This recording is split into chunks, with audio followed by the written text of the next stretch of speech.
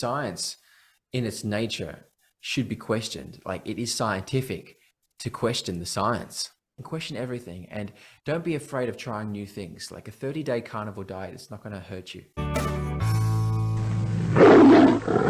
Hey guys, thank you so much for watching our videos. If you'd like to support us some more, you can explore our homemade natural skincare products at purelytallow.com. Thank you so much for supporting my small business. Hey everybody, welcome to the Carnivore Revolution. I'm Serena, and my guest today is Bradley Marshall. Bradley is a musician, and he's also a carnivore and has an amazing story of healing his skin through the carnivore diet with some cold plunging. So we want to get into all of that today, Bradley. Thank you so much for being with me today. My pleasure. Thanks for having me. Absolutely. So we did an Instagram live, I don't know, more than a year ago, probably. And it caught me at how long ago was it? Do you know? Yeah, it was around October because Okay. you were literally the first interview I did Oh, when I awesome. was telling everyone about my story. So That's awesome. Yeah. during that first interview, I was actually like, I was 99% healed, but you can still see like my eye was like still crusted with a A tiny little bit bit. of eczema, and my face was still a bit inflamed. So Yeah. yeah, I was compared to how I was before starting the carnivore diet, it was just like inflammation everywhere. But by the end, about that 100 days where had my first interview with you, you can still see that inflammation. So yeah, it's come such a long way since then. But yeah, it was around 1.5 years ago. Okay. Yeah. Well, I'm honored to have been the first one. I saw a video of you with your hands wrapped up and bleeding. It had a graphic warning on it, and I watched it anyway, although I'm usually pretty squeamish.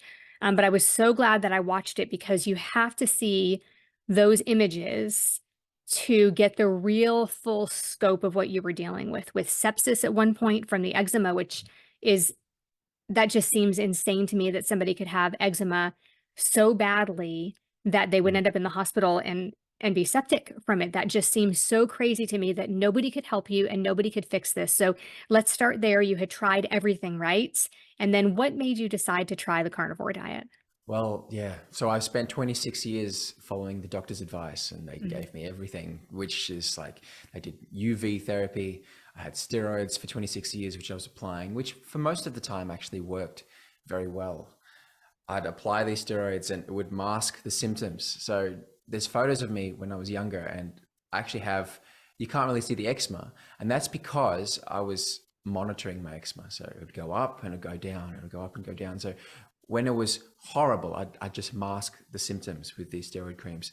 But it got to a point where the creams just stopped working after a while. So 26 years in, I tried to use more and more creams, and it just wouldn't work. Despite going up to higher and higher and higher in potencies, it just stopped working. So at that point, I was just looking for something else that could heal me long term, because the doctors were saying, yeah, you've tried UV therapy, you've tried steroids. Why don't you try injections now? So I'm like, you know what? These injections are only 5 years old in the UK, and I just don't feel comfortable taking injections twice a month indefinitely for the rest of my life. And it's just another form of suppressing not the immune system, but a specific protein cytokine called interleukin. So I really don't want to just continue suppressing my body. I mean, my body's telling me, the body's releasing this eczema, expressing this eczema all over my body for a reason. It's because I'm not eating the right foods. It's telling me, it's just like sirening these alarm bells telling me that you're eating something wrong. You have to fix your diet. Mhm. Like something in your environment, whether it's mold or whether it's the toxins, whether it's the Wi-Fi, like whatever it is, something's inflaming you that you have to change. You Mhm. can't just put a band-aid over it and just hope for the best, because long term that's going to affect you horribly. So at that point, I was really looking for a holistic solution. So I ended up going to this gym, and yeah, I really have to thank my sister for this on the journey, because like she moved in within 6 months, and she told me, like, you know, you need to do saunas, you need to do cold water therapy, and she took me to this holistic gym, Mhm. and that's where all these people were doing ice baths and they're doing saunas. So I started doing, and I saw you do an ice bath I recently, do. and that's kudos to you. I I actually, yeah, I haven't done an ice bath yet. I'm going to do my first one this Saturday, Okay. purely because the ice baths, usually it's just standard water and they have chlorine in that water. So I just prefer to go into the ocean. And in Melbourne, it's pretty cold. Like, I can get to 4 degrees Celsius, which is like 0 is freezing. So 4 degrees, but the water is never in line with the actual temperature of the atmosphere. Like, it's always lagging behind. So the coldest it gets is around 11 to 8 degrees. So it's not as cold as an ice bath, but it's still pretty cold. But I'm keen to try it this Saturday. But anyway, So so when I said ice bath, I meant cold plunging. If I said ice bath, I meant cold plunging because I have seen you multiple times do it in the ocean. So what is that? What is that Fahrenheit? Like 40 something, right? oh, I'd have to know the conversions, but I think that's right. I think, yeah. So what's freezing in Fahrenheit? That's 32. 32, yeah. So it's Yeah, about so 45 probably, or something. yeah, that's probably right. Yeah, okay. That's pretty cold. Yeah, it's pretty cold. Like, you go in there, and I was getting peripheral cyanosis, which is basically your body's trying to warm up, so it's delivering all of its oxygen and red blood to your organs, and so it takes the blood away and the warmth away from your external extremities. So when I was in that water, I'd be getting like my hands and my feet would be turning slightly purple. Because it's just that cold. Yeah, that's cold. Yeah, and it's also because I'm in there quite long. People usually bathe in cold ice baths for about 3 minutes, but I was staying in that water for like sometimes 15 minutes. So it's a long time as well. So that's why I was ending up purple at the end. So some people actually say you don't need to be in the water for that long, but I just like to challenge myself by, there's like 2 X's. And I swim between them because it's like the safe zone. So it's about like 250 meters. And I like to swim that distance, which is like 5 laps of the pool, just to have something on my mind versus just sitting in the cold water. I like to just occupy my mind. And plus it's like the distance. But anyway, I was in this gym and they had all these cold plunges and they had the saunas and all this holistic methods of healing. And people were doing these diets. And so like the carnivore diet, like it just went along with what everyone was doing. It's like this holistic place where everyone was practicing holistic therapies to heal. And so the owner of the gym actually said to me, I actually had eczema as bad as you did. Like, you wouldn't believe me because I have no eczema now, but I had eczema as bad as yours. So what I recommend is you need to try this thing called the carnivore diet. Just eat meat. A carnivore diet's actually different to what he recommended. He recommended a lion diet. He just said, just eat meat, 100% meat for the next 30 days to 3 months. And I tell you now, you have to believe me, you will be cured. And so I started that day. Did you really that day? Yeah, I started that day. I was already open to alternate therapies. I was already doing like the cold immersion. I was doing the saunas. And I tried a number of things in the past as well that were considered not mainstream medicine and considered like quack, like ridiculous kind of therapies that people just didn't believe. Like, I mean, I tried Chinese herbal medicine and it didn't really work for me. And I was trying, like at the time, I thought it was the Wi-Fi because it was 2020 when my eczema got really bad. And so there was only 2 things that happened in 2020. And that was, well, COVID came along and the Wi-Fi 5G towers came up. So I was thinking, well, if it's COVID, there's nothing really I can do about that. But if it's 5G, then I can at least try to minimize the EMF exposure. Because if you look into the details of EMF, it actually documents how, well, for one, Robert F. Kennedy, who wrote the book, The Real Anthony Fauci, and his Democrat Party, and he says that, and in the science, he illustrates that this blood-brain barrier becomes porous when you're subjected to Wi-Fi. That blood-brain barrier becomes porous and it allows toxins to inflame your brain. That's one thing. And also, there's evidence that proves that your skin becomes highly irritated and dry and inflamed under Wi-Fi. So I was thinking, this is probably a toxin that's inflaming me. And I didn't know how severe 5G was. I mean, there's a lot of people, like people might say conspiracy theorists, but there was a lot of conspiracy theorists and people just suggesting that the Wi-Fi was toxic and it was horrible and not safe. Like we were going from 4G to 5G. So I was considering that this is the reason my eczema is so bad. So what I did was I erected a Faraday cage around my bed So I'm telling this story to show how I was literally trying as many things as I could. Mhm. I even tried bleach baths. So I just bathed in bleach, but I'll get to that. So I put a Faraday cage around my bed. So this is just basically, it's the idea of if you have like your phone, if you wrap your phone in aluminium Mhm. or any metal conduit, that's what happens is the phone stops working Okay. because it's a Faraday cage, it's isolated, and so EMF can't actually penetrate, it can't get to it, it stops Right. working.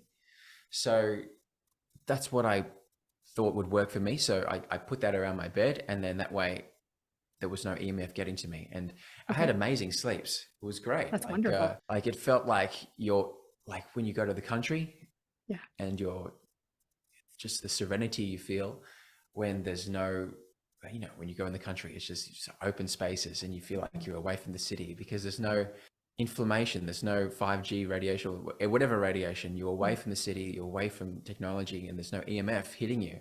And so I felt like that inside the cage. Mhm. You can actually feel the difference. And my dad Okay. noticed this as well. He slept in there and he said, "Wow, my dreams are just vivid now." Wow, that's So amazing. yeah, and a lot of carnivores, I think his name's Frank Chiro.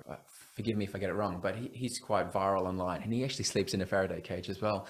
A lot of health practitioners follow this and actually sleep in Faraday cages. Dr. McCullough advocates it too. Mm. But anyway, for me, then I learned the hard way that I was highly allergic to bronze and silver because I Oh, tried multiple different Faraday cages, and each time I used it, my skin just broke out horribly um, because of the contact dermatitis to the metal. So yeah, I ended up changing it to an aluminium Faraday cage, and that worked pretty well. But again, it wasn't the healing factor I needed because I mhm. had to heal through diet. So it didn't work for me long term. So I ended up not using the Faraday cage after that for very long.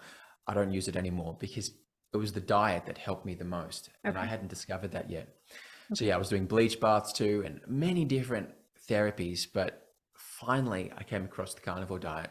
And so by then, yeah, I started that day because I was already open to trying many different things. And I said, you know what? I believe you.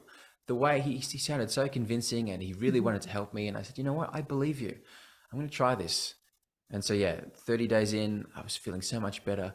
By 100 days, around 14 weeks, I was just completely cured. And I had my first interview with you.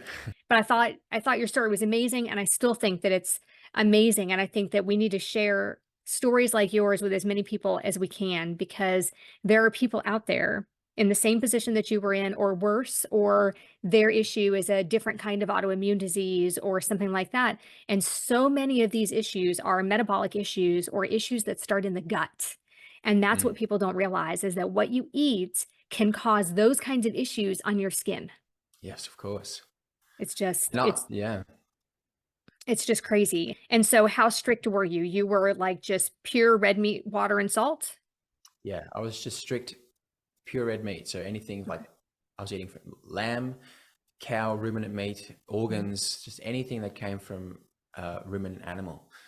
But that lasted me 3 months, and by then, like around the 3 to 4 month mark, I was already healed. But by that time, I was starting to experience a lot of cramps, and yeah, I'd be working out, and I just get this huge cramp, just here, and it'd be just protruding, and it was yeah debilitating. So I started reading Paul Saladino's book very early on, and he mentions that he actually received cramps as well. So if you're ever transitioning and you're getting cramps, he recommended to eat raw honey. But these days, he actually eats a plethora of fruit and a lot He of does? carbs. So that's why today I've shifted to an animal-based diet where Okay. because I can't deal with butter, cheese, and dairy. Like it inflames me. Okay. So maybe if I tried more pasteurized milk and raw dairy, but at the moment, just the organic milk, the best I can find, and the eggs and the cheese, it just inflames me. So I wasn't getting enough fat macros on the diet. Mm. So that's why I reintroduced these fruit and yeah. So now my diet today is animal based. So and you don't ever have flare-ups as long as you're sticking with that, I guess? You don't ever Yeah, have do you? as long as it's organic, Okay. And as long as it's organic, I don't have any flare-ups. And it's exactly Paul Saladino's diet. So Okay. he's exactly very similar to my story. He had eczema, and he went on an all meat based diet, carnivore, and then he shifted to introducing carbs back in. And so now he's eating fruit plus meat. It's like a fruit plus meat diet. And Mhm. well, he calls it, like, a lot of people like yourself advocate carnivore, and I love carnivore, but this is what works best for me and works best for Paul Saladino. And I think we should all tailor the diets to suit us, to suit our bodies, because we're all unique and our bodies have different requirements. So yeah, I just couldn't thrive on the carnivore diet alone due to like the inflammation to cheese, dairy, Mhm. butter. Okay. But on an animal-based diet, I could. Okay. So yeah, I think in general, if you're suffering with eczema and you have autoimmune disease, like it's not a one fixed pill. You have to tailor the diet to work for you. And that's why an elimination diet is so powerful, because you start by just eating meat. And that way, what's causing the inflammation when you start bringing food back in. Otherwise, you won't really know. So meat is very friendly in the sense that it's very rare for people to have allergies to meat. I mean, Yes. there is allergies now, like you have like the Lone Star tick, and if you get bitten by that, you can become allergic to meat, but it's quite rare. So if you start with a all meat based diet, then you can start bringing food back in, and you can see vividly when you introduce new foods whether it's going to inflame you or not. So it's good to be scientific like that, because a nutritionist just like pockmarking your skin is just not detailed enough as actually eating the food in small amounts and seeing how your body reacts to it.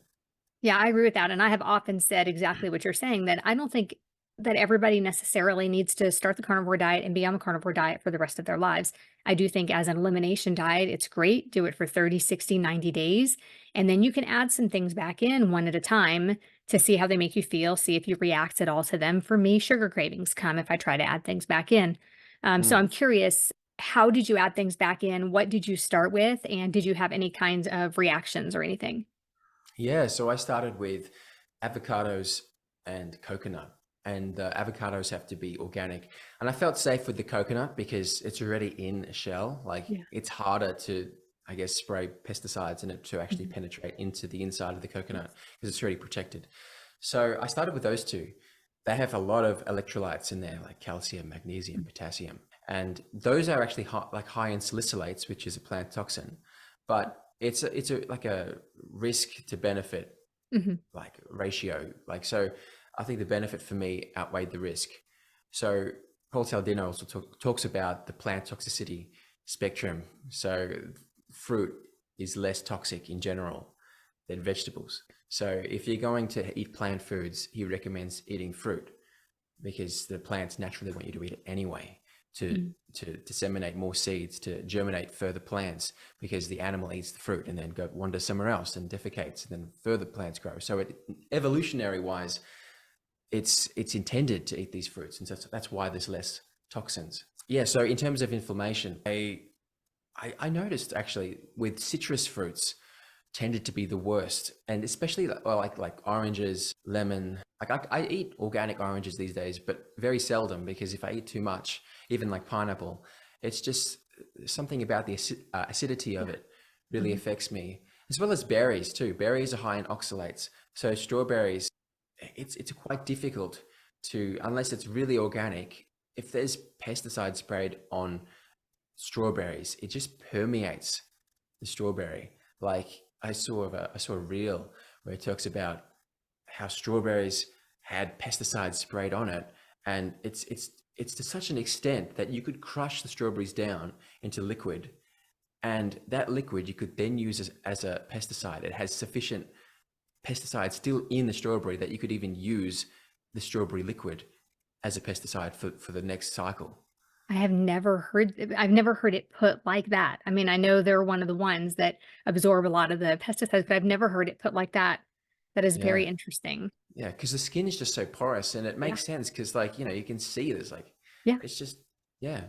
Whereas for something like an apple, I know, I get it. Apple's not keto friendly. It's not low carb. Like Right. that's why I started with avocado and coconut, because they're both low carb. Yeah. But further on into the diet, like moving along with time, I just introduced like apples, bananas, and because people eating cakes and they're eating pancakes, and I'm like, I miss that.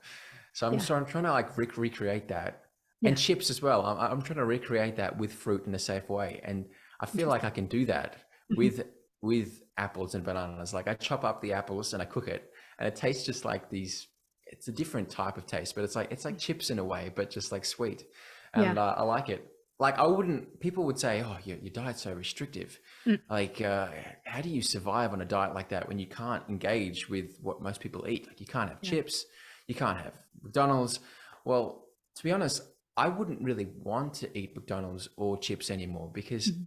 I'm honestly satisfied with the small selection of fruit I Yeah. have because I Mhm. can replicate many of the, like if I want to eat pancakes, I just I just get a banana and I cut it up and cook it, and it tastes just like pancakes. It Mhm. has that dexterity and like that caramelized nature that just tastes like pancakes. So I'm not really missing out in a way. It's just like I guess it's a cultural thing. Like, oh, but it's not pancakes though. Yeah. But like you could fool yourself into Mhm. thinking it is pancakes. It tastes just as good. Yeah, well, that's the thing though, also is that your taste buds change. So you went through a transition of how long were you just strict carnivore before you started adding fruit back in? Yeah, like How three long was that? months. How many? 3 months. Okay. Yeah. So your taste buds change super quickly. So like even more quickly than that, your taste buds change even just within a few weeks. Some of the things that you used to really love and crave, you don't really like think about anymore. You don't crave them anymore. So it's totally, I can totally see how after 4 or 5 months, you start recreating these things. Like I want a pancake. What's kind of close to a pancake? And if you can do that without it causing a binge or something like that, and without it Mm, causing a skin reaction, I can totally see how a cooked banana could fill that void for you in that mm. way.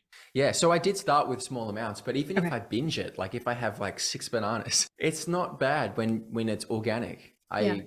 I've tested it. I've pushed it to the limits, and I've had Mhm. like 6 bananas, and I don't feel inflamed. But funny though, because when I eat like non-organic bananas with the pesticides, I just can't deal. With just one or two, I already feel inflamed. So it's good to experiment Yeah. with yourself, with your body, and see how much you can take. Yeah. That's really interesting because people don't think about it like that. People just eat the way they eat. And if they have autoimmune conditions and they have to take more medicine, then they just do that. And if they have to go to the hospital, then they just do that. And if they have to go to the doctor every couple of weeks for their issues, they just do that. They don't ever think, and the doctor doesn't tell them, you can take care of this yourself at home. And that's hard to watch. It's hard to watch people going through those things, isn't it? Yeah, yeah, and there's so much things to think about which people don't consider. I mean, like the obvious ones are like detergent. Use a sensitive Yes. detergent, and don't wear like always wear cotton clothes. Don't wear like that polyester or wool. Make sure it's cotton because that's the least inflammatory. And on your bed, have like a dust mite protector and have linen that's cotton as well.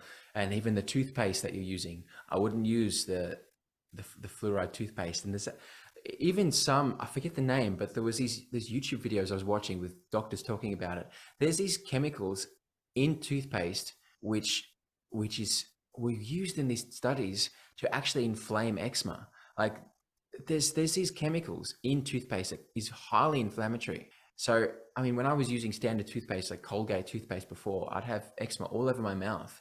So as soon as I changed toothpaste to like I didn't I just create my own toothpaste now for the like I mix coconut oil Mhm. with bicarbonate soda, and I add a bit of calcium in there. So it's just a homemade toothpaste, and it works fine. Yeah. So yeah, it's all these things you have to consider. That's all aggregating. It's all adding up to the inflammation. It's like a toxic soup, and you have to minimize as much toxins as you can, whether that Yes. be Wi-Fi, like even turning off the Wi-Fi at night. Mhm. I mean, one day when I start earning more money, and I'm still living with my parents at the moment purely because I had to, for the longest time I was sick, and then they were Yeah. looking after me. And it's Mhm. only been really a year and a half now that I'm Yeah. healed. So as soon as I move out, like I'll be able to, like I'm interested in reintroducing that Faraday cage and maybe having it in a way that's safe, because you really Mhm. just want to minimize as much environmental toxins as possible, you know? Yeah, our toxic load is huge and causing so many of our health issues. Yeah, Yeah, for it's all sure. over the place. It's everywhere you go. You can't control. a lot of those things like out in the environment and things like that. But the one thing that we can control is the food we put into our mouth. And so I love to tell people about toxins and how to reduce them and stuff. But the biggest, most major one I feel like is the food. But Yeah. definitely anywhere you can eliminate those toxins and reduce your toxic load a little bit, you're going to be healthier for it. Even like sunscreen is an interesting one because, you know, all across Australia, you see these billboards saying you go out into the sun, you'll get cancer, which is like, I'm doing research into this right now, and it's questionable because like how much will it give you cancer versus actually the sunscreen? The sunscreen has carcinogens inside it, which some argue is worse than the cancer that the sun could provide. So, I mean, I never used sunscreen because every time I used it, it just inflamed my skin. So I just took the risk. But, you know, there's a lot of vitamin D, and there's a lot of, I think it's very healthy to be in the sun and replenishing your skin, rejuvenating your skin, having vitamin D. So just masking your skin with sunscreen, it didn't sound healthy to me. I'm still doing the research on this, so I can't speak on it in depth. But there is carcinogens in sunscreen that you have to consider. Like every single thing is a toxin in some aspect that you have to like really consider what you're ingesting, what you're surrounding yourself with, Wi-Fi, cotton, the food, like every single thing you do, think about it. Like even the dental floss, I was using dental floss and I was looking at it and I was thinking, is this a waxed dental floss? I'm like, waxed?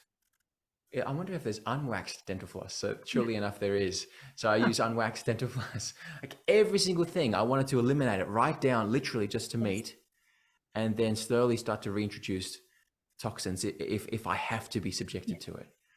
Yeah. Yeah. Yeah, I think that's wonderful. And the only downside to that is that sometimes you're exposed to things that then make you not feel good. And what happens is when you're constantly exposed to those things, you don't realize how bad you feel until you give them up, until you get away from them. And then it's Yeah. totally worth the every now and then that you're exposed and it makes you not feel so well. You know that you feel better all the time and you just didn't know it, right? Does that make sense? Yeah, of course. I mean, it's a similar thing to the carnivore diet. Like a lot of people say, like, wow, even the UK carnivore talks about how he addresses a lot of patients who have diabetes. And he says to them, like they say to him, wow, I had no idea that I was just so wrong. I mean, like using insulin and following the medical system. Like I don't need to use any of that anymore if I adopt this carnivore diet. Like I had no idea I could feel so good on a specific diet just by cutting out some foods. Like I had no idea you could feel this good. I had no idea how sick I was. And so that's the thing. People usually go to the carnivore diet as a last resort, like I did, because there's no other avenues left. But it's like as a metaphor, when people describe global warming, they describe that frog in the boiling the pot and the water's like getting hotter and hotter, and it doesn't realize it's warming up because it's inside the pot. It's kind of like that with illness. Like people don't realize how sick they are until they shift to this carnivore diet and they say, wow, I just feel so much better. My eyes have been opened, you know? Yeah. Yeah. And when people aren't willing to try, it's just that addiction to, first of all, it's giving up our norm because we're in this comfort zone and nobody wants to go through those withdrawals. You hear terrible stories about withdrawals and stuff. So people don't want to go through that. So it's the scariness of that. And then it feels like a hassle, right? But you have to choose your hard, right? Sure, it's hard, but the way you're living now, the way you were living before, the way so many people are living with all of these autoimmune conditions and all of these sicknesses and overweight and sore muscles and arthritis and all of these things, that's harder than That's just harder. having a steak and some hamburgers every day, right? Yeah. So much harder. Yeah. Yeah, this Yeah. is like the best thing. People say it's so restrictive. And I mean, I can relate. It is restrictive, but I just can't. I can't relate to wanting to eat food bathed in seed oils anymore. Like I can't relate to going back to McDonald's and wanting to eat to that. The only reason I'd want to, if anything, is maybe like one thing is bonding with other people, but people understand like you know, they say we shouldn't really be eating this anyway. Yeah. Like, and I get it. It's like when two people suffer in the sense that they eat something together and that's toxic, or usually people drink together, and that's why that mutual suffering together. There's like the psychology of it. Like if two people suffer in any single way, and I use the word suffer, it's just like if you go through an experience where you're like toxifying your body or maybe you're going through an ordeal together, and there's a bond formed.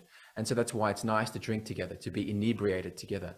Mhm. And it's the same with like McDonald's, and I get it, like eating crappy food, but you know, you are what you eat, and the people you surround yourself with, you become. Mhm.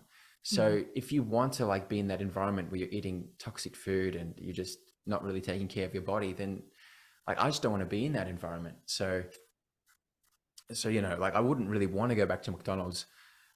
The only like you know the only thing that really tugs at me sometimes is like nostalgia. Like Yeah. when I was a kid, I used to love plum puddings Mhm. or like or apple crumble, and I can kind of recreate that by just Yeah. like um, putting apples in the oven and just like letting it melt, and then like it tastes like apple crumble. It's just without the Yeah. pastry. Yeah. So, but I guess there's nostalgia there that you miss, like I don't know, spaghetti bolognese. Like I haven't had pasta Yeah. for a long time. Mhm. But I mean, you get over that, Yeah. and it's not worth the eczema. Yeah. But having said that, there's some Italian friends I have who said, you know, if you go to Italy, the way they make pasta over there, it's like it's all fermented, it's all natural, and Mhm. I tell you, like if you go there, try the pasta, it won't inflame you. So Mhm. you know, I'm probably not going to be missing out later on if I do try that and it works for me. But you know, I can't Yes. tell until I try. Yes, I've heard that about things in certain countries that when you go there, like people can go places and have the dairy who can't have it, like for instance, in the United States. And Mm. also the same way with wheat and things like that, that if you go to some other countries where everything is really clean and fresh and natural, that you don't have the same flare-ups or issues that you have, you know, where you live now, that it's just so Mm. different. So that would be exciting to try and see if that would work for you. Well, I went to the Philippines recently, and Hmm. that's kind of why I adopted more fruits in my diet, because when I went over there, like I was really gung ho in the sense that oh, I have to stick to this meat diet. I have to continue eating meat, and if there's no meat available, I'll fast. And I was Yeah. like, I'm gonna do that. I'm gung ho about it. Yep. When I went there, that plan just went out the window. Every single person started eating anything, and there's not much ruminant animals there. There's carabaos, Mhm. but the meat is quite it's very stiff and it's quite hard to chew because the Filipinos over there, because I'm half Filipino, my mum Okay. is from there, and so the food over there, like people don't usually eat meat very often. Like they have roast pig, which they call lechon, Mhm. and it's beautiful. But that's the prime form of meat that they eat is roast pig plus fish. So when I went over there, it was just very difficult to maintain an all meat Mhm. diet. So that's when I started eating a lot of fruit and a lot of fish. And those are the two items I reintroduced. And I was testing them out prior to going to the Philippines. But when I was in the Philippines, like I was eating meat every single day, just ruminant red meat. But when I went over there, I said, you know what? There's no red meat available, and I'm not going to starve. So screw it. I'm going to try it. So I had the fish and the fruit, and it was just fantastic. Like the fruit Awesome. over there is just so fresh. It's just like nothing has pesticides. It's all organic, like literally, because it's all like just like natural. Yeah. So yeah, it's just the fruit there is amazing. You have this massive sour sop they call it, which is this big, and Oh, yeah. it's like an ice cream. So you know, if I'm missing out on ice cream, like you can actually with raw dairy, you can create your own ice cream, which I've heard is amazing. But if you miss that ice cream or like the yogurt, which is good anyway, like if you have from the right sources. But anyway, you can replicate that with this sour sop. It Mhm. literally just tastes like ice cream, and it's organic fruit, which is good Yes. for you. It's crazy because it just tastes like a dessert. Yeah.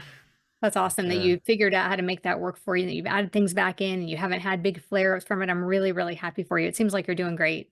Yeah, thank you. Yeah. Do you eat strict carnivore to this day? Like, or do you have some fruit as well? I don't eat fruit. I mean, I'm not I mean, I've had a couple of blueberries, you know, while my girls were eating blueberries or something.